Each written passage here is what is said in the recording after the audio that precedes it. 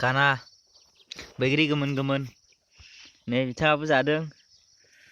नोंनि नामा मा बिथराय ओमफ्राय थाइखेरा दा औ इसवाथारि ए नों सोरनि फिसाजो निखा नोंफानि नामा मा नाम देरहा बेलाय सिथो मामि बिनि नामानो नामा निखाया अके जानोबा लोगोफोरनो बैग्रिया नै खाजि जानोबानो बैग्रि खाजि आबो सुरुखौ लेंना थांनो नागिरदोंमोन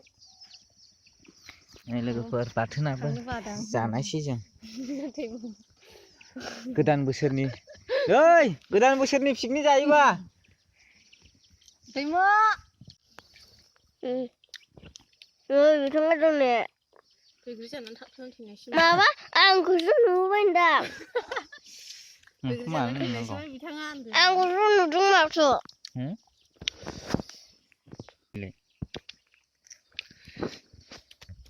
मिथिनो लाहासो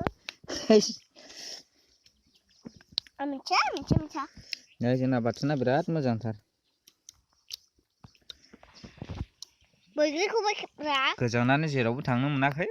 बोथोरनि गिबि फिथाइ जाबाय नै ओंखायनो